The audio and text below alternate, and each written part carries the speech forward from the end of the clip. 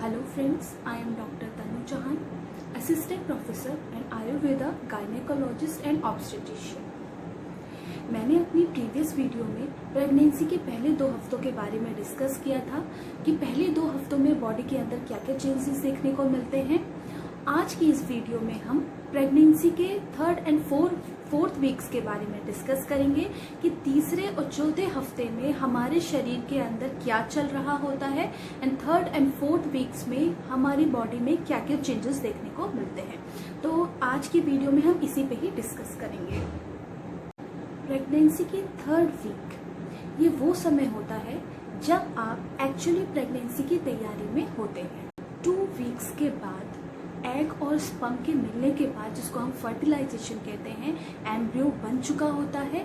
Embryo के बनने के बाद 3rd वीक्स में जो एम्ब्रियो है वो यूट्रस की अंदर वाली लेयर, जिसको हम एंडोमेट्रियम कहते हैं, में चिपकना होता है और इस प्रोसेस को हम इम्प्लांटेशन कहते हैं। एग रिलीज होने के अगले 5 दिनों के अंदर ऑन एन एवरेज इम्प्लांटेशन होती है। कभी कभी ये इम्प्लांटेशन 1-2 दिन ज़्यादा भी हो सकती है। इम्प्लांटेशन के समय पे एम्ब्रियो एंडोमेट्रियम पे जाके चिपकती है। तब जो एंडोमेट्रियम है वो सिलेक्ट करती है कि क्या इस गर्भ में आने वाले समय में स्वस्थ बेबी डिलीवर करने की ताकत है या नहीं। इसको हम सिलेक्शन बोलते हैं। ये सिलेक्शन अगर ठीक बैठता है तो एम्ब्रियो और एंडोमेट्रियम के बीच में एक तालमेल बैठता है, जिसको हम बोलते हैं सिंक्रेनाइजेशन। सिंक्रेनाइजेशन अगर ठीक से हो गया है तो जो इम्प्लांटेशन की प्रोसेस है वो कंप्लीट हो जाती है और जो गर्भ है वो अंदर अच्छे से बनना स्टार्ट हो जाता है। ज़्यादातर इस टाइम पे ही ये सारे चेंजेस आपके बॉडी के अंदर हो रहे होते हैं, बट जो पेशेंट है, जो फीमेल है, वो इन सब चीज़ों से अनअवेयर होती है। उनको ये पता नहीं लग पाता है और ना ही वो ये सारे चेंजेस अपनी बॉडी के अंदर देख पाती हैं। सो इस टाइम पे आपको अननेसेसरी स्ट्रेस और टेंशन नहीं लेना है। अननेसेसरी अपने आप को लिमिट नहीं करना है कि अगर आप इस टाइम पे प्रेगनेंसी के लिए ट्राई कर रहे हैं तो आपको प्रॉपर बेड रेस्ट करना है, या आप जो भी योगा एक्सरसाइज कर रहे हैं उसको स्टॉप कर देना है, या अगर आप कोई जॉब करते हैं तो काम की छुट्टी लेनी है, तो ऐसा बिल्कुल भी नहीं करना है। आप जो भी हेल्दी डाइट और हेल्दी लाइफस्टाइल फॉलो कर रहे हैं आपको वो कंटिन्यू रखना है। यस, आपको अनहेल्दी डाइट और अनहेल्दी लाइफस्टाइल से को अवॉइड करना है, उससे बचना है। आपको हेल्दी डाइट और हेल्दी लाइफस्टाइल ही ऑप्ट करना है। और आप जो भी प्रीनेटल टाइम में जो भी आप अपने विटामिन्स ले रहे थे, फॉलिक एसिड, उसको आपको as it is regular consume करना है। तो ये 3rd वीक ऑफ प्रेगनेंसी के लक्षण थे जो आपको देखने को मिलेंगे। प्रेगनेंसी का 4th वीक वो होता है, इसमें आपको थोड़ा समझ आने लगेगा कि आप प्रेग्नेंट हैं या नहीं हैं।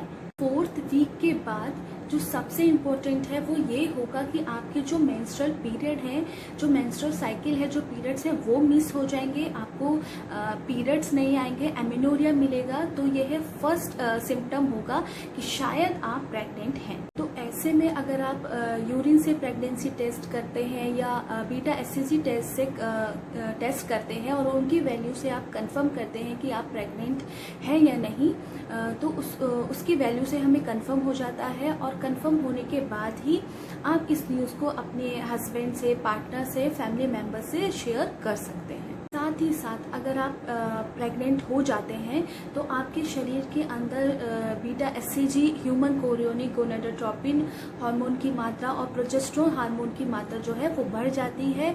और इन दोनों की वजह से आपको अपने शरीर के अंदर कुछ फिजिकल चेंजेस भी देखने को मिल सकते हैं।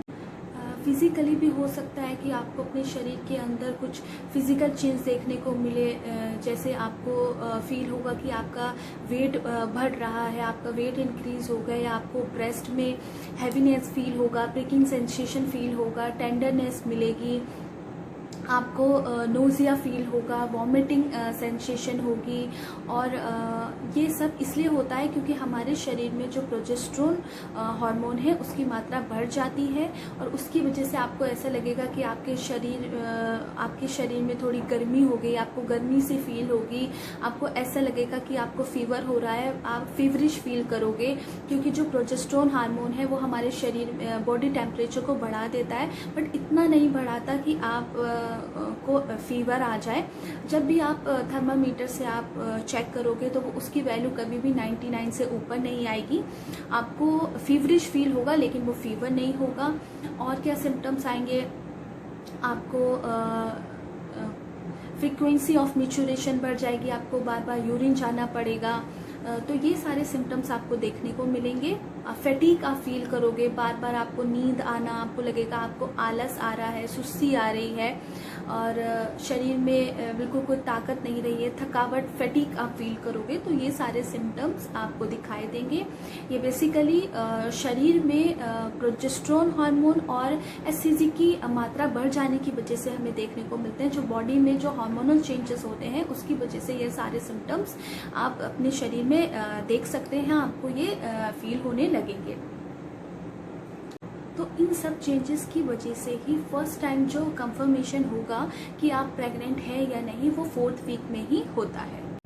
सो अब आपको और ज़्यादा ध्यान देना है कि जो आपकी डाइट है वो प्रॉपर हेल्दी रहे, आपका जो लाइफ स्टाइल है वो हेल्दी होना चाहिए। आप पहले से ही जो सप्लीमेंट ले रहे हैं, जो प्रीनेटल वाइटामिन्स ले रहे हैं, फॉलिक एसिड, उसको आप प्रॉपर कंज्यूम करते रहें। आपका जो स्केड्यूल है एक्सरसाइज का वो आप कंटिन्यू कर सकते हैं, बट आपको ये ध्यान देना है कि आपको अननेसेसरी ट्रैवलिंग नहीं करनी है, जर्क नहीं लेना है, झटके नहीं खाने हैं, गिरना नहीं है, इन सारी चीज़ों को आपको अवॉइड करना है।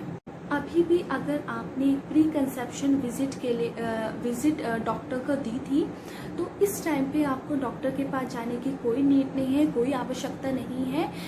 बस जो आपकी जो सप्लीमेंट चल रहे होते हैं फॉलिक एसिड, तो वही आपको कंटिन्यू करना है। और यही सारे सिम्टम्स हमें 4th वीक में देखने को मिलते हैं। तो आई होप आपको ये समझ आया होगा, और आज के लिए बस इतना ही। Thank you.